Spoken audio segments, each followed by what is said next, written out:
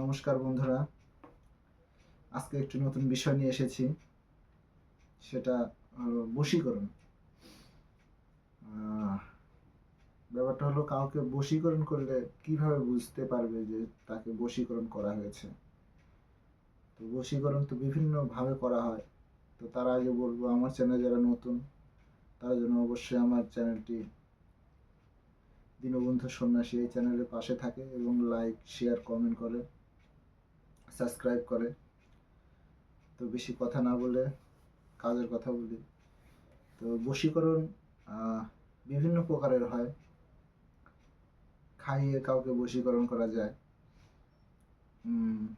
তেল পড়া, জল পড়া দিয়ে বশীকরণ করা যায়, কোনো রাস্তায় পুতুল গেড়ে কি কোনো কিছু গাছ গেড়ে বশীকরণ করা যায়, বাড়িতে কোনো কিছু ফেলে দিয়ে বশীকরণ করা যায়, জামা কাপড় কেটে বশীকরণ করা যায়। বশীকরণ বিভিন্নভাবে করা যায়, কিন্তু বশীকরণ যেভাবেই করুক, বশীকরণ লক্ষণগুলো কিন্তু এক। যেমন প্রথম লক্ষণ মস্তিষ্ক। মস্তিষ্কে সবসময় সেই ব্যক্তির প্রতি টান, মায়া থাকবে। কেন বশীকরণে সেটা খাইয়ে করুক আর যেভাবেই করুক, বশীকরণ মানে মস্তিষ্ককে হরণ করা। তো মস্তিষ্কে সর্বপ্রথম প্রভাব ফেলে বশীকরণে। আর খাইয়ে বশীকরণ করলে কি হয়, পেটে ব্যথা করবে, নাভির চারদিকে ব্যথা করবে। যতক্ষণ না সেই জিনিসটা পেট থেকে বার করা হয় ততক্ষণ এই ব্যথাটা থাকবে এবং তার প্রতি টান থাকবে। তাছাড়াও রাস্তাঘাটে কোথাও কোনো কিছু গেড়ে অনেকেই পুতুল দিয়ে বশীকরণ করে। পুতুল দিয়ে তারপরে কোনো কিছু গেড়ে মাটিতে ওইটা ডিঙালেই বশীকরণ হবে।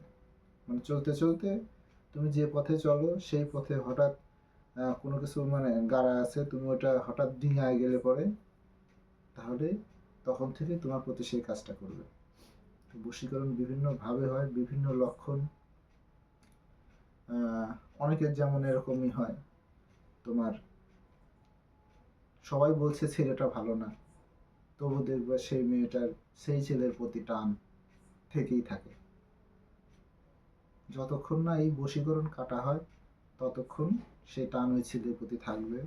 অনেক সময় নিজেও জানা যাচ্ছে যে ছেলেটা ভালো না, তবু তার দিকে মন যাচ্ছে। তো এগুলো লক্ষণ দেখা যায় বশীকরণে। তো আজকে এই লক্ষণগুলোই ছিল বশীকরণের লক্ষণ। মন তার কাছে থাকবে, তুমি যত দূরেই থাকো না কেন মন তার কাছে থাকবে। তো এইগুলো লক্ষণগুলো দেখা দিলে অবশ্যই কাটানোর চেষ্টা করবা। আর আমার চ্যানেলে বশীকরণ করার তো অনেক পদ্ধতি আছে, আমার চ্যানেলেই আছে, কিন্তু লক্ষণগুলো কি কি সেই জিনিসটা আজকে বললাম।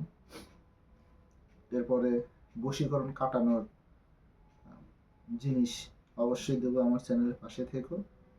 আর কোনো রকম সমস্যা, কোনো প্রশ্ন থাকলে অবশ্যই কমেন্টে সেটা বলবা, তাহলে সেই প্রশ্নের উত্তর অবশ্যই দেওয়ার চেষ্টা করব। এবং আমার চ্যানেলের পাশে থেকো, সাপোর্ট করো। ধন্যবাদ।